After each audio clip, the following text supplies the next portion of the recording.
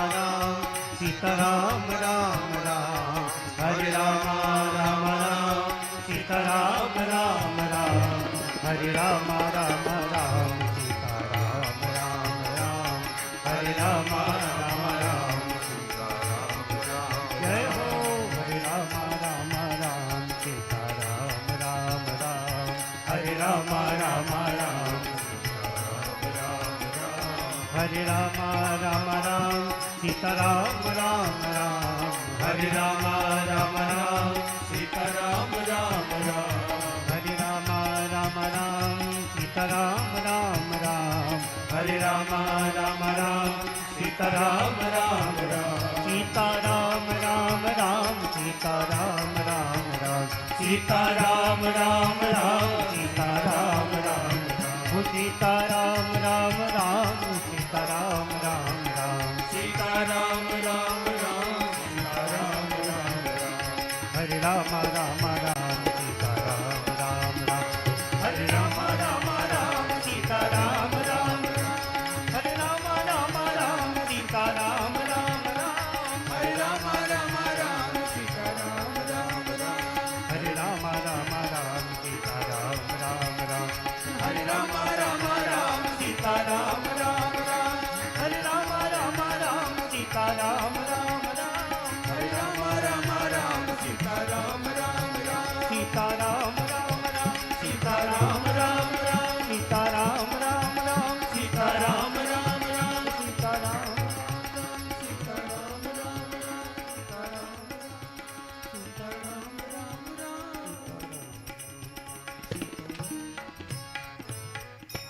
श्री सीतारामचंद्र भगवान की जय, श्री हनुमान जी महाराज की जय, सब संतन की जय, सब भक्तन की समस्त पूर्वाचार्यों की जय जय सीताराम।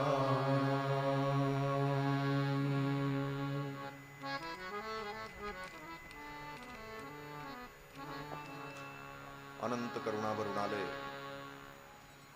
सौशील्य वात्सल्यादि अनंत गुण गंभीर श्वेतर समस्त वस्तु विलक्षण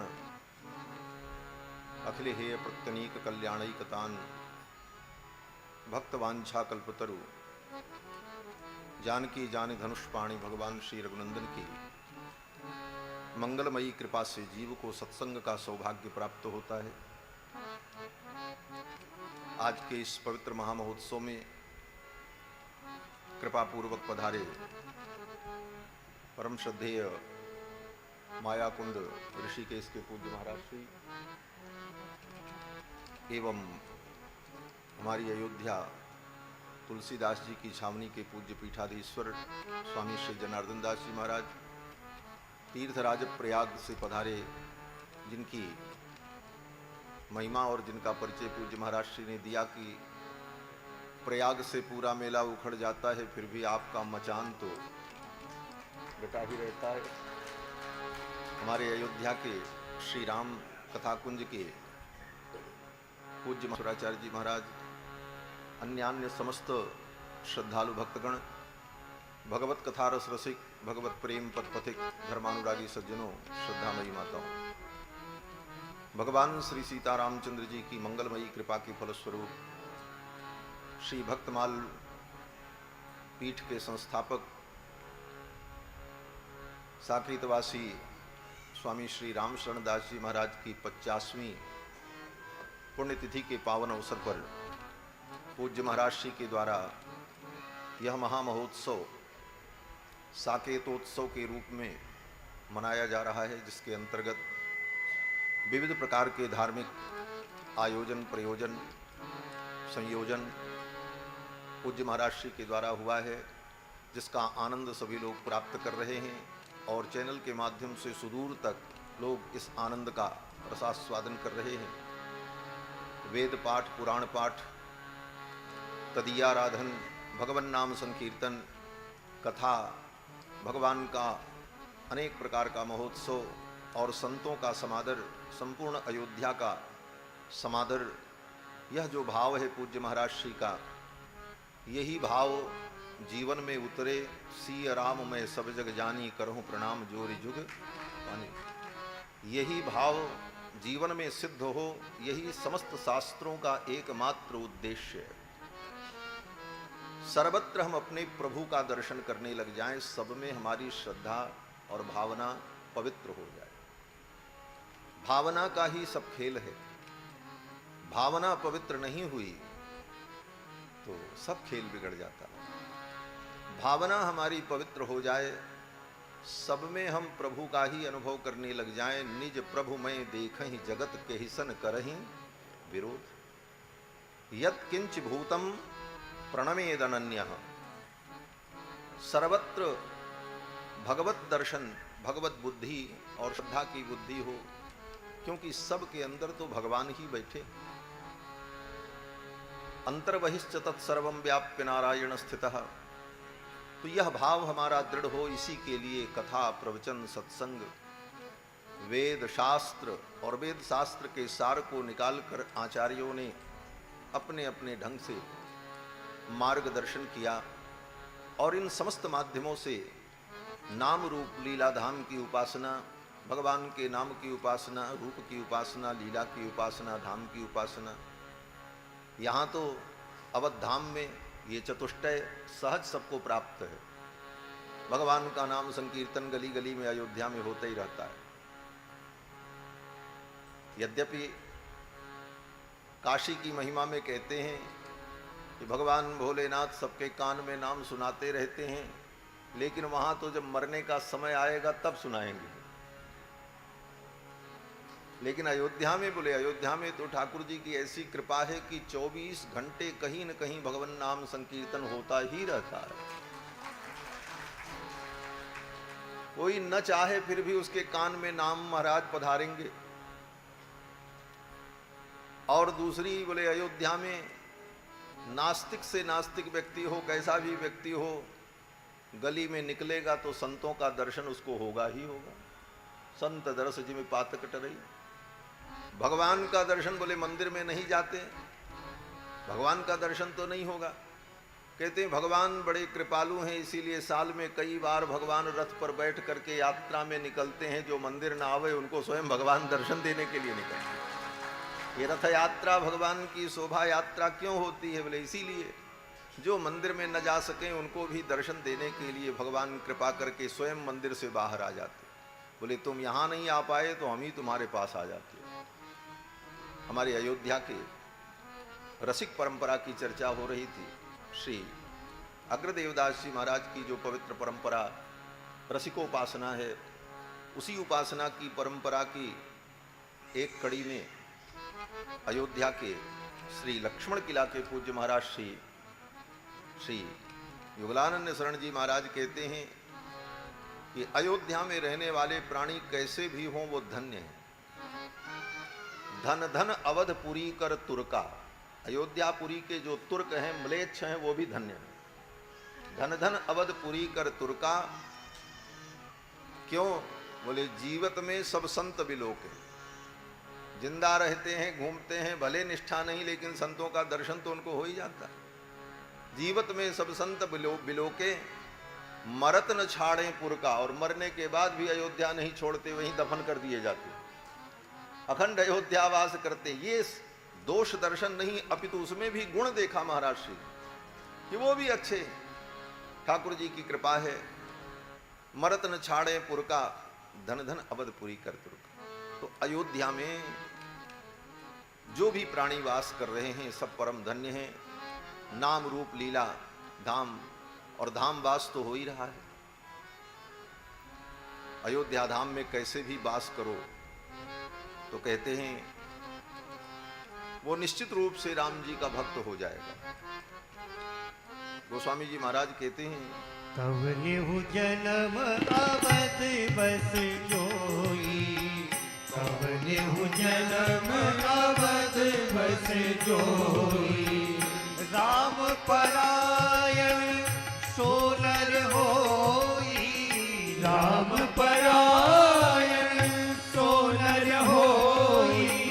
कवनेहु जन्म अवध बस होई, कवनेहु जन्म अवध बस होई। राम परायण सो नर सोई। राम परायण सो नर होई। कवने जन्म अवध बस होई। कवने जन्म अवध बस होई। कवने जन्म अवध बस होई। अवध बस होई। अवध बस होई। अयोध्या में अगर व्यक्ति वास करे तो आज नहीं कल वो राम जी का परायण हो जाएगा। राम जी उसको अपना बना ले और राम जी अपना बना ले, यही तो आवश्यक है। राम जी को तो सब अपना कहता है, सब कहते हैं राम जी हमारे, राम जी हमारे। लेकिन कहते हैं तुलसीदास जी महाराज कि राम कहें जेहि आपनो तेहि भज तुलसी दास। राम जी जिसको अपना कहें, राम जी जिसको अपना लें, तो अयोध्या वास करते हुए संतों का दर्शन, भगवान नाम संकीर्तन, सरयू महारानी का दर्शन, स्नान, इन पवित्र विधाओं से जीव भगवान का प्रिय पात्र बन जाता है। भगवान की प्रियता को वो प्राप्त कर लेता है। और हमने देखा है महाराज, हम तो क्या कहें, कभी कभी अपने भाग्य की स्वयं सराहना कर लेनी चाहिए। दूसरा कोई न करे तो कोई बात नहीं, लेकिन अपने भाग्य की कभी कभी सराहना कर लेनी चाहिए। तो कभी कभी मैं भी अपने भाग्य पर इठलाता हूँ। क्यों इठलाता हूँ कि अयोध्या में जो वास करते हैं वो तो कहीं बाहर से आए, जन्म कर्म कहीं हुआ, वास अयोध्या कर रहे हैं। लेकिन इस दास पर रघुनाथ जी की ऐसी कृपा की अयोध्या की गली में पैदा हुए, यहीं खेले, यहीं पढ़े और यहीं ठाकुर जी ने अपने शरण में रखा। खांटी अयोध्यावासी जिसको कहते, सोच दो प्योर, ऐसे तो सब अयोध्यावासी हैं। लेकिन रघुनाथ जी की ऐसी कृपा, पूज्य महाराज श्री उस दिन कह रहे थे, सियापिया के पूज्य महाराज जी पधारे थे, जहाँ हमारा जन्म हुआ, यहीं कनक भवन के पीछे गली में नाना जी के घर में, और यहीं बचपन में खेले कूदे। अगल बगल मंदिरों में जहाँ भी सियापिया निवास, श्री रामप्रिया निवास, श्री सुदामा भवन, इन सब मंदिरों में जब आरती हो सवेरे तो हम जा करके घंटा बजावें, प्रसाद लें और स्तुति करें, और यही बचपन का खेल रहा। ठाकुर जी की ऐसी कृपा अयोध्या में हुई। तो ये अयोध्या धाम हमने देखा है महाराज। इसी अयोध्या में लगभग 42-45 वर्ष का अयोध्या का इतिहास तो मेरी आंखों के सामने है, जो मैंने देखा। ऐसे लोगों को देखा मैंने अयोध्या में जिनका चरित्र इतना दूषित, कर्म भी दूषित, स्वभाव अज्ञान भरा, लेकिन समय आया और ऐसा परिवर्तन हुआ कि ऐसे व्यक्ति को भी मैंने चंदन तिलक लगाकर नित्य सरयू स्नान करते और माला लेकर के जपते हुए और कथा सुनते हुए इसी अयोध्या में। तो मुझे मानस जी की वो चौपाई लग गई। मानस जी की चौपाई जो है, कौनो जन्म अवध बस जोई, राम परायण सो नर होई, इस चौपाई का भाव हृदय में दृढ़ हो गया कि ये अयोध्यावास का फल है कि सब कुछ दूषित आचरण होते हुए भी अयोध्या धाम वास का ये फल मिला कि उनके जीवन में भगवान की भक्ति का प्रादुर्भाव। ऐसे ऐसे लोगों को हमने देखा है अयोध्या में, और जो अयोध्या में दीर्घ काल से वास कर रहे हैं वे तो जानते ही होंगे। तो अयोध्या धाम में रहकर नाम रूप लीला धाम, इसकी दिव्य उपासना चलती रहती। यहाँ भी महाराज जी ने नाम संकीर्तन, कथा, लीला सब आयोजन कर रखा है, और लोगों को भगवान के नाम रूप लीला धाम चतुष्टय का आनंद प्राप्त हो रहा है। देखो, मानव जीवन में आकर के जीव का परम कल्याण हो, हम माया के बंधन से मुक्त हों और भगवान श्री हरि के चरणों की भक्ति प्राप्त हो, इसके लिए सभी आचार्यों ने मार्गदर्शन किया और भगवत पाद श्री रामानुजाचार्य ने ही सर्वप्रथम प्रथम प्रपत्ति के मार्ग का उपदेश किया, भगवान की प्रपत्ति।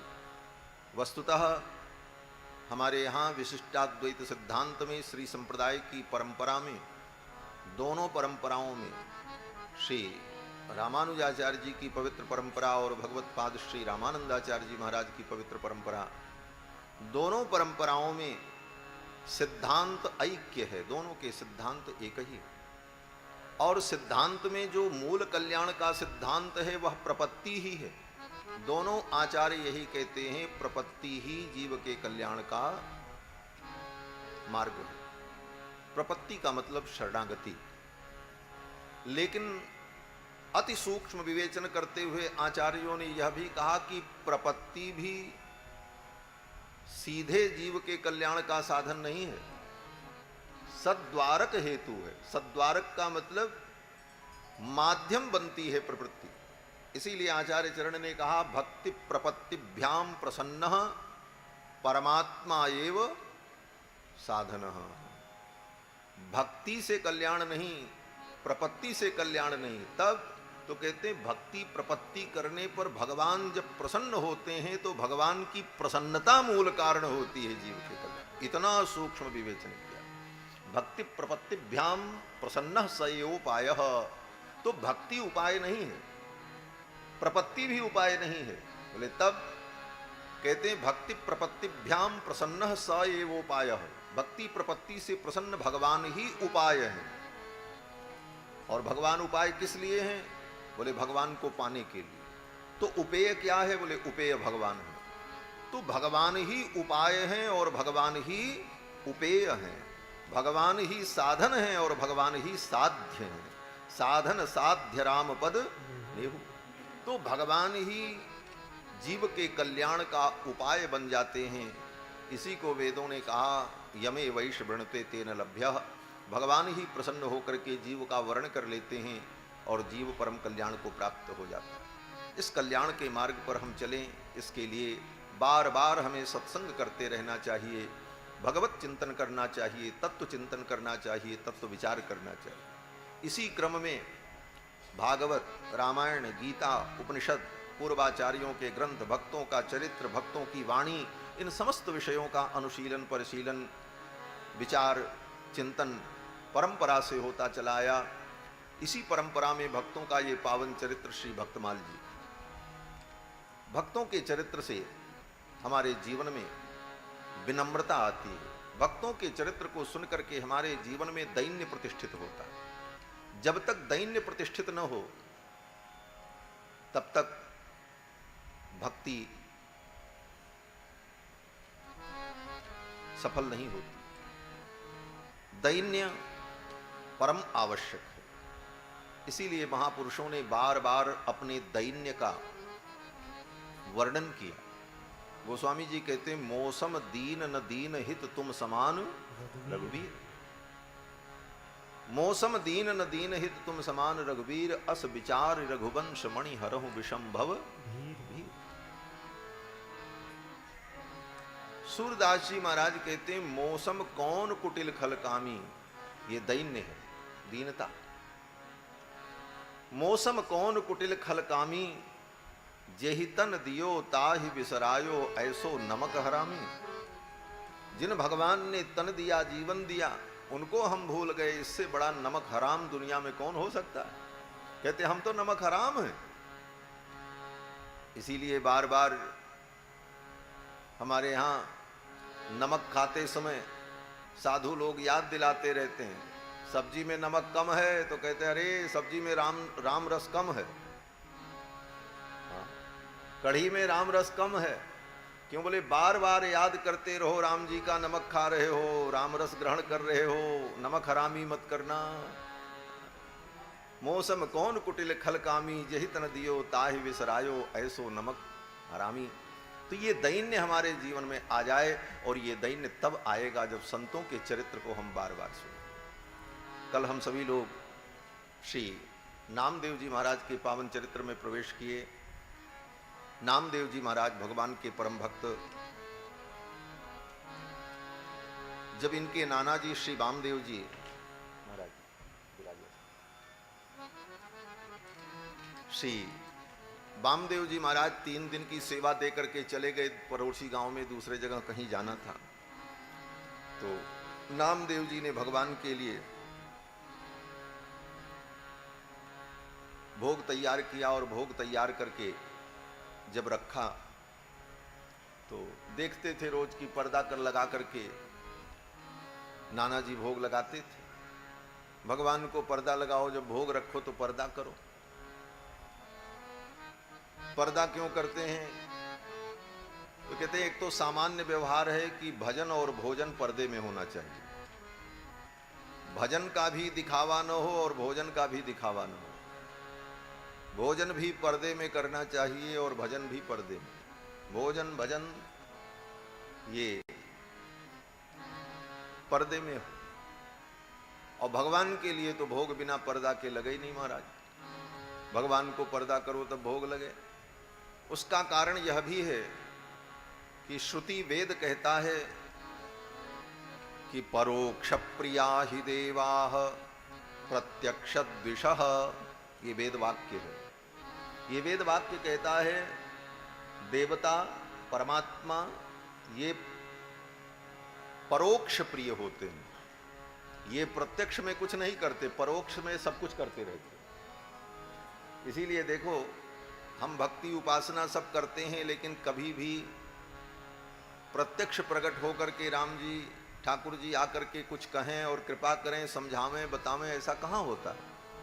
हाँ, अपना अनुभव कराने के लिए कभी कभी स्वप्न में, कभी कभी भावना में, और कभी कभी महान भक्तों की भक्ति से प्रसन्न होकर भगवान कुछ क्षणों के लिए सम्मुख प्रकट होकर के कुछ कह करके चले जाते हैं।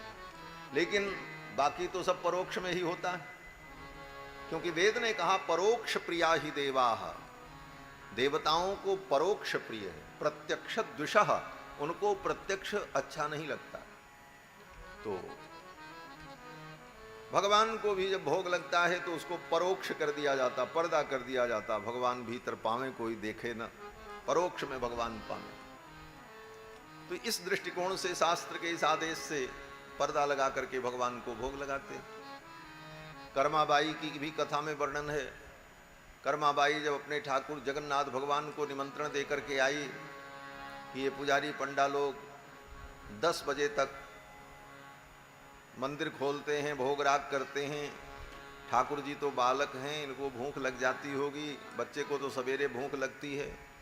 कर्माबाई ने जगन्नाथ भगवान के द्वार पर खड़े होकर के और मन ही मन निमंत्रण दे दिया, ठाकुर सवेरे सवेरे मेरी कुटिया में चले आना, मैं तुम्हारे लिए खिचड़ी बना करके रखूंगी, पा लेना, फिर आकर के मंदिर में खड़े हो जाना। फिर ये पुजारी लोग अपना घंटा घंटी बजाते रहेंगे, क्योंकि ये दिन भर कर्मकांड में लगे रहते हैं और ठाकुर जी को तो भूख लग जाती होगी।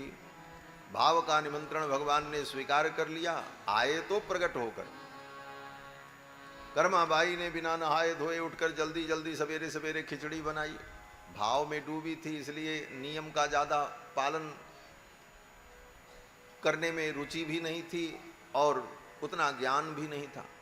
जल्दी जल्दी खिचड़ी बनाई और खिचड़ी बना करके ठाकुर जी के सामने रखा। तो कर्माबाई ने कहा, पाओ महाराज। ठाकुर जी ने कहा, कैसे पाएं? बोले, खिचड़ी सामने है, अपने हाथ से निकालो और पाओ, और कैसे पाएंगे? कर्माबाई ने जब कहा तो ठाकुर जी ने कहा, मैया ये पंडा पुरोहितों ने, इन विद्वानों ने हमारी आदत बिगाड़ दी है। बोले, क्या आदत बिगाड़ दी? बोले, पर्दा लगाओ तब हम भोग लगाएं, बिना पर्दा के तो हमारा भोग ही नहीं लगता। पर्दा लगाओ तब भोग लगाओ।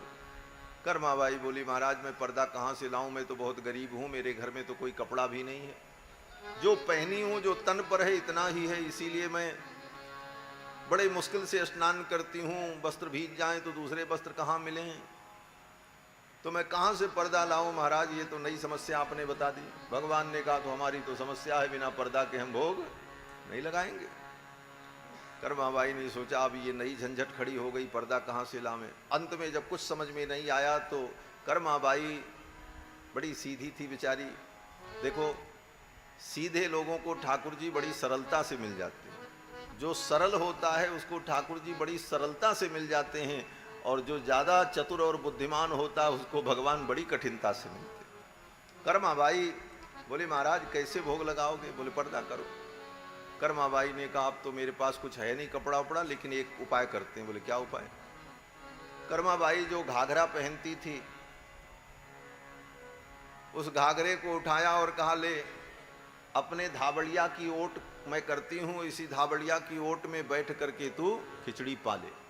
कर्माबाई ने अपने घाघरे का ओट किया, ऐसे घाघरा उठा करके मुख उधर कर लिया और कहा इसी के पर्दे में बैठ करके आप भोजन कर लो। श्री नामदेव जी ओ नरसिंह जी महाराज ने जब भगवान को उलाहना दिया कि मेरी बेटी के घर मायरा भरने के लिए आप नहीं आए और कर्माबाई तुम्हारी काकी लगती थी, भक्त ठाकुर जी को बड़ी खरी खोटी सुनाते भी। नरसिंह जी ने कहा वो कर्माबाई तुम्हारी काकी लगती थी, उसके घर खिचड़ी खाने के लिए चले गए, धावड़िया की ओट में बैठ करके गटक गटक खिचड़ी खटकाई, और हमारी बेटी के घर मायरा भरने के लिए हम रो रहे हैं बैठ करके, मेरी इज्जत जा रही है और अभी तक आप आए नहीं। कर्मबाई थारी काकी हूती जिन लोकी चढ़ खायो रे। कर्मबाई थारी काकी हूती जिन लोकी चढ़ खायो रे। धावलिया की ओट बैठ कर, धावलिया की ओट बैठ कर, गटक गटक गटकायो रे। मारा नटवर नागरिया भगता ने क्यों नहीं आया रे। मारा नटवर नागरिया भगता ने क्यों नहीं आया रे। मारा नटवर नागरिया भगता ने क्यों नहीं आया रे। तो पर्दे में ठाकुर भोजन करते, कर्माबाई ने धावड़िया का पर्दा किया, तब ठाकुर जी ने भोग लगाए। नामदेव जी ने भी पर्दा कर दिया, दूध का कटोरा रख दिया, बैठे रहे, बोले अब दूध पी रहे होंगे। थोड़ी देर बाद नामदेव जी ने सोचा अब तो दूध पी लिए होंगे, अब चलें पर्दा खोलें। जाकर के पर्दा खोल करके देखा तो दूध का कटोरा ज्यों का त्यों भरा पड़ा। लेकिन ठाकुर जी ने एक बड़ी अद्भुत लीला की। विग्रह के रूप में विराजमान भगवान, उस विग्रह के मुखमंडल पर ऐसी मुस्कान प्रकट हुई, उस मुस्कान को देखा नामदेव जी ने, निहाल हो गए महाराज। भगवान की मुस्कान किसको निहाल नहीं कर देगी महाराज। पर्दा हटा करके देखा, ठाकुर जी मुस्कुराते दिखे, नामदेव जी तो निहाल हो गए महाराज। संत जन कहते हैं लखी जिन लाल की मुस्कान, ठाकुर जी की मुस्कान जो देख ले उसके साथ क्या होगा।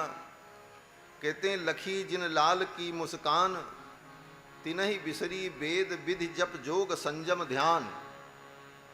ठाकुर जी की मुस्कुराहट, मुस्कुराता मुखारविंद का दर्शन हो जाए तो जोग ज्ञान विज्ञान सब भूल जाए महाराज। नेम व्रत आचार पूजा पाठ गीता ज्ञान, नेम व्रत आचार पूजा पाठ गीता ज्ञान। रसिक भगवत दृगदयी असि खैंच के मुख म्यान, जिन लखी मेरे लाल की मुस्कान। भगवान की मुस्कान दिख जाए तो जीवन के जाप साप ताप संताप सब दूर हो गए। नामदेव जी महाराज को बड़ा सुख मिला। फिर सोचा अभी भोग नहीं लगाए, फिर पर्दा किया, फिर लगाया। जब फिर नहीं किया तो बोले महाराज आप पालो, नहीं तो नाना जी आएंगे तो मैं क्या करूंगा। अंत में जब नहीं पा रहे थे, भगवान दूध पी रहे थे, तो नामदेव जी ने छुरी उठाई और गले पे लगाया तो भगवान प्रकट हो गए और नामदेव जी के हाथ से उस दूध को पिया। श्री वामदेव जी महाराज जब लौट करके आए तो जैसे रोज पूजा करते थे वैसे पूजा करते थे। पूछा, बोले भगवान को तुम दूध भोग लगाते थे? तो नामदेव जी ने कहा दूध भोग लगाते थे और ठाकुर जी पूरा दूध पी जाते थे। एक दिन हमारे लिए छोड़ा, बाकी तो ठाकुर जी सब दूध पी जाते थे। वामदेव जी ने सोचा ऐसा तो कभी नहीं होता था, तो हम तो रोज भोग लगाते थे, फिर वही प्रसाद लेते थे। ये कहीं बालक स्वयं तो नहीं पी जाता था। वामदेव जी ने नामदेव से कहा, बेटा ऐसे तो भगवान भोग नहीं लगाते, भगवान के सामने तुलसी रख, वो भोग पधरा करके तुलसी डाल दो, भाव समर्पण कर दो, भगवान स्वीकार करते। बोले नहीं, हमारे हाथ से तो उन्होंने दूध पिया। बोले तो मैं भी देखूं। फिर तो नामदेव जी ने जब भोग लगाया तो भगवान ने उसी प्रकार दूध पिया, और जब उसी प्रकार दूध पी लिया तो वामदेव जी महाराज जान गए, मेरे इस दौहित्र के भक्ति से भगवान प्रसन्न होकर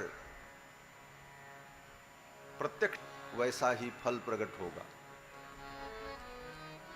प्रतिमा मंत्र तीर्थेषु दैवज्ञे भेषजे गुरौ जादृशी भावना जस्य सिद्धिर्भवति तादृशी। ये सिद्धांत है। प्रतिमा, भगवान की मूर्ति में आपकी जैसी भावना होगी वैसी सिद्धि होगी। अगर आप प्रतिमा को मानोगे कि ये बोलते नहीं हैं तो नहीं बोलेंगे। अगर आप ये मानते हो कि ये बोलते हैं और सुनते हैं तो भगवान बोलेंगे भी, सुनेंगे। जैसी आप भावना करोगे वैसा ही फल प्रकट होगा। प्रतिमा मंत्र, और यही स्थिति मंत्र की है। मंत्र में अगर भावना है कि इस मंत्र के उच्चारण से कल्याण होगा, विश्वास है तो वो मंत्र कल्याण करेगा। और विश्वास नहीं, भावना दृढ़ नहीं, तो मंत्र जप डालो महाराज, कितना भी जप डालो उसका फल दिखाई नहीं पड़ेगा, विधि पूरी हो जाएगी। श्री मधुसूदन सरस्वती अद्वैत वेदांत के बड़े प्रकांड पंडित, ब्रह्म विद्वान मधुसूदन सरस्वती जी, पुरस्चरण काशी में रह करके करो विधि पूर्वक। भगवान श्री नारायण के मंत्र, मूल मंत्र अष्टाक्षर का उन्होंने एक पुरस्चरण 24 लाख जप 40 दिनों में काशी में रहकर गंगा के तट पर विधि पूर्वक किया तो विधि में कोई कमी नहीं रही, लेकिन भावना में कमी रह गई। भावना दृढ़ नहीं हुई कि इतना जपने से कुछ होगा अथवा कोई हमारे जीवन में चमत्कार दिखेगा। पूरा हो गया जब पूरा हो गया अनुष्ठान तो गुरुजी के पास गए। गुरुजी ने कहा कुछ अनुभव हुआ? मधुसूदन सरस्वती जी ने कहा कुछ अनुभव नहीं हुआ। तो गुरुजी भी बड़े विलक्षण, उन्होंने कहा ऐसा करो, फिर एक अनुष्ठान करो। फिर आज्ञा भई, फिर एक पुरस्चरण किया, और फिर जब एक पुरस्चरण किया 40 दिन में, फिर गुरुजी के पास गए। गुरुजी ने कहा, पूछा क्या हुआ? बोले कुछ नहीं, जैसे कि तैसे। गुरुजी ने कहा तीसरा पुरस्चरण करो। आज के चेला तो भाग जाएंगे महाराज, तो कितना नियम से जपो। बोले महाराज ये तो बहुत बड़ा बंधन हो गया। गुरुजी ने कहा तीसरा पुरस्चरण करो। गुरु आज्ञा मान करके तीसरा पुरस्चरण किया। तीसरे पुरस्चरण के बाद भी कुछ चमत्कार नहीं दिखा, कोई अनुभव नहीं हुआ। बड़े खेद खिन्न हो गए मधुसूदन सरस्वती जी। घूमते घूमते गंगा के किनारे जा रहे थे अन्य मनस्क होकर। एक अघोर, शमशान जगाने वाला अघोरी, भूत प्रेत की सिद्धि किया था, वो कुछ चमत्कार दिखा रहा था। कभी फूल प्रकट कर दे, कभी फल प्रकट कर दे। सैकड़ों लोगों को भीड़ लगी थी इस तमाशा को देखने के लिए, क्योंकि आजकल तो इसी पर भीड़ जुटती है। कुछ चमत्कार दिखे तो भीड़ जुटे। तत्व ज्ञान सुनने वाले अधिकारी प्राणी धरती पर कम होते हैं। वासुदेव सर्वमिति समहात्मा सुदुर्लभ। भगवान ही सब कुछ हैं और भगवान से बढ़कर कुछ नहीं है, यह दृढ़ विश्वास दुर्लभ प्राणियों में होता है, सब में नहीं होता। स्वयं भगवान कहते हैं वासुदेव सर्वमिति समहात्मा सुदुर्लभ। दुर्लभ नहीं, सुदुर्लभ, बहुत दुर्लभ है। और बाकी भीड़ तंत्र तो बहुत बड़ा है दुनिया में महाराज। कुछ चमत्कार कर दो, कुछ दिखा दो, बोले इससे ये लाभ मिलेगा, लो भीड़ ही भीड़ आएगी, क्या दिक्कत है। और लोग इसी को मानक मान लेते हैं कि बहुत भीड़ हुई, इसका मतलब कुछ है। और कितनी भी बड़ी ज्ञान विज्ञान की बात हो तो कहते महाराज वहां तो भीड़ ही नहीं है। देखो भीड़ सब्जी मंडी में होती है, जौहरी के बाजार में भीड़ नहीं होती। रत्न को परखने वाले लोग जहां जाते हैं जौहरी के यहां, वहां भीड़ नहीं होती, सब्जी मंडी में भीड़ होती है, हल्ला होता है, गुल्ला होता है। हमारे पूज्य स्वामी जी महाराज कहा करते थे, जनरल डिब्बे में खसाखस भीड़ होती है, एसी में तो गिने चुने। क्यों? बोले क्वालिटी भी तो होती है। महाराज चमत्कार के चक्कर में लोग पागल हो जाते। मधुसूदन सरस्वती जी ने सोचा कुछ तो हुआ ही नहीं, अन्य मनस्क होकर के जा रहे थे। उस अवघड़ का चमत्कार देख करके लोग अपना भीड़ लगाए थे, वो भी रुक गए और देखने लगे। जब देखा तो मधुसूदन सरस्वती जी ने सोचा, हम तो इतना मंत्र जप गए, सपने में भी कोई देवता नहीं दिखा, कोई चमत्कार नहीं हुआ, हमसे अच्छा तो यही है, कम से कम कुछ दिखा तो रहा है। तो जब भीड़ हट गई तो गए उसके पास मधुसूदन सरस्वती, बोले देखो तुम कौन सा मंत्र पढ़ते हो, क्या करते हो, ये कैसे तुम कर लेते हो चमत्कार। तो बेचारा सीधा साधा था तो अवघड़े ही बोला, महाराज हम तो कुछ पढ़े, वाम मार्गी गुरु ने एक मंत्र बता दिया था, शमशान में जाकर पूरी रात जप किए और वो देवता पर ये सब काम कर देता। किसी जन्म का कोई प्रारब्ध था, संजोग था। मधुसूदन सरस्वती जी ने कहा तो वो मंत्र हमको बताओ, हम भी करके देखें। कि मंत्र का 3 पुरस्चरण किया था, लेकिन उसके चक्कर में बुद्धि थोड़ी विचलित हुई कुछ क्षण के लिए। उसने मंत्र बता दिया, मंत्र बताया, गए रात भर जप किया, सवेरे मंत्र पढ़ा तो वो भी देवता नहीं आया, वो भी देवता नहीं आया। तो जा करके उन्होंने उस अवघड़ से कहा, मधुसूदन सरस्वती जी ने, कि भाई देखो तुमने जो मंत्र बताया वो विधि हमने की, लेकिन वो देवता तो नहीं आया। तो उस अवघड़ ने कहा, हमारे बुलाने पे तो आता है। बोले तो बुला करके पूछो हमारे बुलाने पे क्यों नहीं आता है। तो मधुसूदन सरस्वती जी ने उस अवघड़ ने मंत्र पढ़ा अपना, अब वो देवता जो था, भूत प्रेत जो भी रहा हो, वो प्रकट हुआ, आया। तो उससे पूछा उसने कि भाई ये भी मंत्र का जप किए, इनके बुलाने पे तुम क्यों नहीं आते हो। तो उस प्रेत ने उस अवघड़ से कहा कि मैं इनके पास जाना तो चाहता हूं, लेकिन जाऊं कैसे। बोले क्यों। बोले इनके सन्निकट जाऊंगा तो मैं भस्म हो जाऊंगा। बोले क्यों। उस प्रेत ने कहा, इन्होंने 3 पुरस्चरण भगवान नारायण के मंत्र का किया है, भगवान का सुदर्शन चक्र इनके मस्तक पर घूमता रहता है, मैं इनके सन्निकट जाऊंगा तो भस्म हो जाऊंगा। जब उस प्रेत ने कहा, अवघड़ को बताया, अवघड़ ने बताया, मधुसूदन सरस्वती जी के आंखों से भर भर आंसू बहने लगे। मैं चमत्कार के चक्कर में पड़ा रहा, मेरे जीवन में चमत्कार हो, भावना मेरी भगवान में दृढ़ नहीं हुई, फिर भी ठाकुर कितने कृपालु हैं, मैंने मंत्र जपा, उनका सुदर्शन चक्र मेरे सिर पर घूमता है और मेरी रक्षा करता है, और मैं दुनिया के चमत्कार के चक्कर में पड़ा। रो पड़े और आंखों से अश्रुपात हुआ। अद्वैतवाद के परम विद्वान थे, लेकिन रोते हुए उन्होंने कहा, बंसी विभूषित करान नवनीरदाभात पीतांबरादरुण बिंब फलाधरोत्थात कृष्णात् परम किमपि तत्व हम न जाने। कृष्ण से परे कोई तत्व नहीं है, परम तत्व भगवान श्री कृष्ण ही है, भगवान श्री राम ही।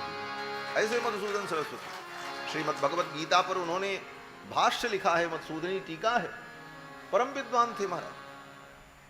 ऐसे महाविद्वान मधुसूदन सरस्वती जी महाराज। तो जैसी भावना होगी प्रतिमा में, मंत्र में, तीर्थ में, वैसा ही फल प्राप्त होगा। प्रतिमा मंत्र तीर्थेषु दैवज्ञे भेषजे गुरौ।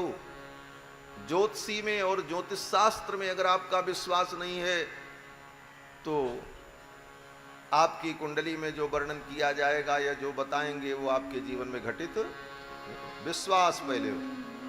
प्रतिमा मंत्र तीर्थेषु दैवज्ञे भेषजे गुरौ। और औषधि में, औषधि खाते समय अगर,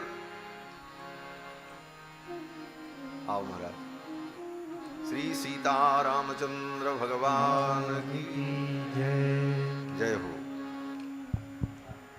मानस केसरी जी विराजित। 2 बार भगवान नाम उच्चारण कर लें, फिर बात आगे चल करते हैं। श्री राम जय जय राम। श्री राम जय जय राम। श्री राम जय जय राम। श्री राम जय जय राम। श्री राम जय जय राम। श्री राम जय जय राम।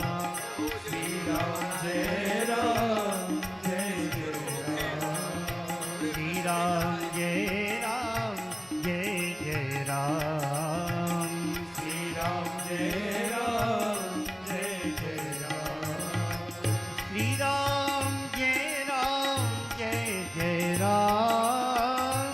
श्री राम जय जय राम।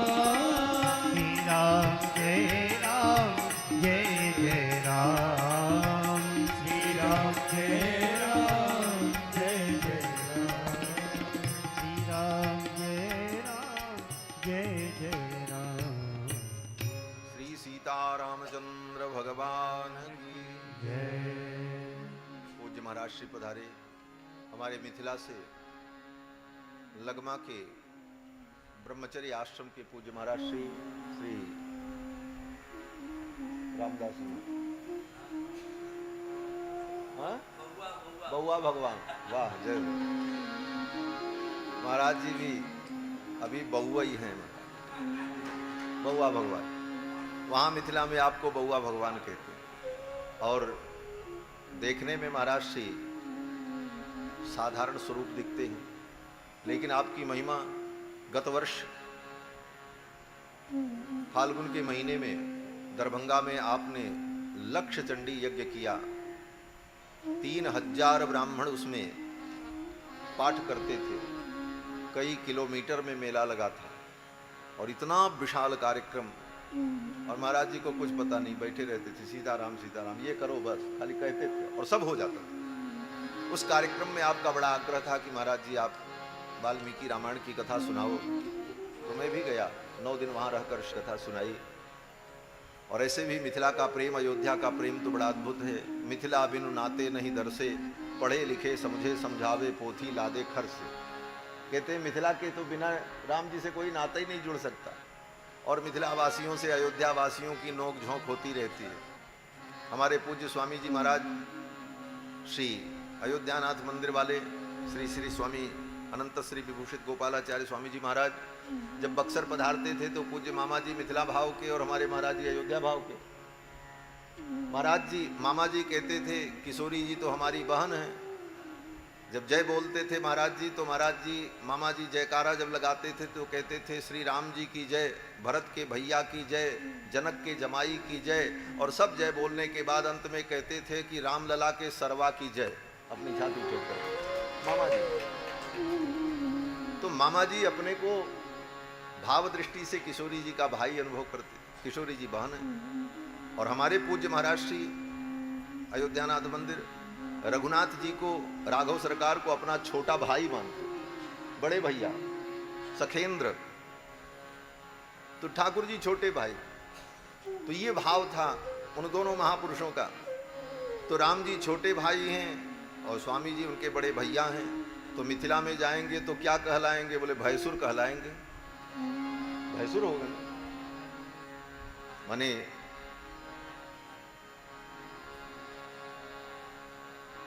पति का बड़ा भाई जो होता है वो भैंसुर होता है। तो महाराज जी का बड़ा मनोविनोद होता था। मामा जी मंच पर बैठे तो कहते थे, हमारे पूज्य स्वामी जी महाराज का स्वरूप भी बड़ा अद्भुत था। महाराज दाढ़ी तो पूरी सफेद और केस पूरे काले, स्वाभाविक, रंगे चुंगे नहीं, स्वाभाविक थे। दाढ़ी पूरी सफेद और केश काले। तो स्वामी जी महाराज कहते थे कि कैसे भी इसको सफेद हो जाए, केस तो अच्छा है। सब उपाय किया महाराज, मिट्टी का तेल भी लगा लिया। लोगों ने कहा मिट्टी का तेल लगा लो तो काला हो जाए। बोले ये बड़ा बेकार लगता है, नीचे सफेद ऊपर काला। किसी ने कहा खबहा का पानी लगा लो, कद्दू का पानी लगाओ पक जाएगा, वो तब भी न पका। महाराज पूरे जीवन वैसे ही रहे उनके केस पूज्य स्वामी जी। तो कभी कभी हम लोग कहें स्वामी जी ऐसे ही होता सबका तो कितना अच्छा होता। बोले भैया क्या करें, ये देसी घी के जमाने का है, ये डालडा के जमाने का है। ऐसे मनोविनोदी महापुरुष महाराज बोले ये तो देसी घी के जमाने का है और ये डालडा के जमाने का।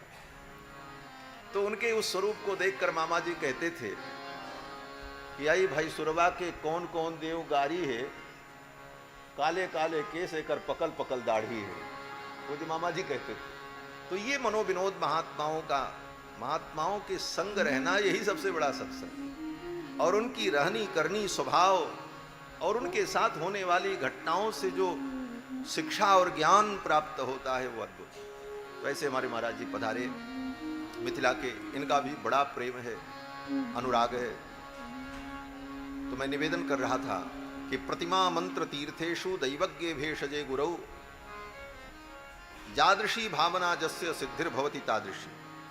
प्रतिमा में, मंत्र में, तीर्थ में और ज्योतिष शास्त्र में, ज्योतिषी में, दैवज्ञ में आपकी जैसी भावना होगी वैसे ही फल मिलेगा। और भेषजे, भेषज माने औषधि, औषधि में भी अगर आपकी भावना है कि इस औषधि से हम ठीक हो जाएंगे तो आप ठीक हो जाएंगे। जिसकी जिस औषधि में भावना होती है उस औषधि से वो ठीक हो जाता है, और उसी औषधि से दूसरा व्यक्ति ठीक नहीं होता, वो सोचता है ये क्या फायदा करेगी। भावना नहीं होती इसलिए वो फायदा नहीं करती। वेद मंत्र में एक मंत्र आया महाराज जी, ओषधय समवदंत सोमेन सह राज्ञा जस्मै कृणोति ब्राह्मणस्तग्गु राजन पारयामसि।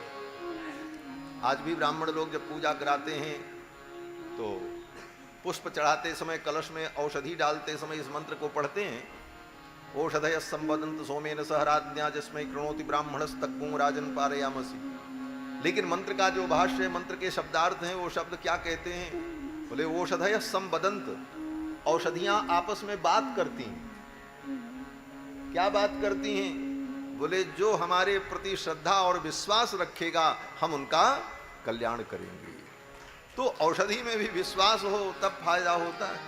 प्रतिमा मंत्र तीर्थेषु दैवज्ञ भेषजे गुरौ स्वल्प पुण्यवताम राजन विश्वासो नहीं बजा।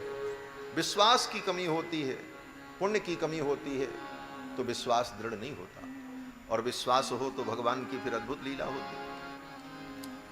नामदेव जी महाराज का विश्वास, भगवान भोग लगाते, वामदेव जी सब समझ गए इसके विश्वास का ये परिणाम है, और मुझे भी भगवान का प्रत्यक्ष भोग लगा, प्रसाद प्राप्त हुआ। अब तो धीरे धीरे नामदेव जी के अंदर खूब भक्ति का संचार बढ़ा, खूब नाम संकीर्तन करते, करताल लेकर के हर क्षण जब मौका मिले तो भगवान नाम संकीर्तन करते, नाचते, नाम ले लेकर के संकीर्तन करते और नाचते। और किस नाम का जप करते? बोले वहां पर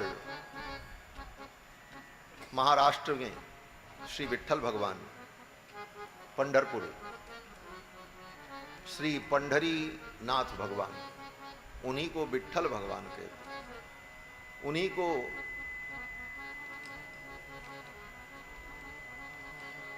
पुंडरीकाक्ष नाथ भी कहा जाता है। द्वापर युग का वो भगवत स्वरूप आज भी विराजमान है। कथा है कि पुंडरीक नाम के एक ब्राह्मण थे, वहां पर बड़े कर्मनिष्ठ थे। तो तीर्थ यात्रा करने के लिए निकले कि तीर्थ यात्रा करें, और तीर्थ यात्रा करते हुए काशी पहुंचे। जब काशी पहुंचे तो जहां ठहरे थे वहां एक पंडा जी थे, कोई पुरोहित थे। उनके यहाँ जब सवेरा हुआ तो अनेक दास दासी सब आए चल करके, कोई झाड़ू लगाने लगा, कोई बर्तन मांजने लगा, कोई सेवा करने लगा। तो उनको बड़ा आश्चर्य हुआ।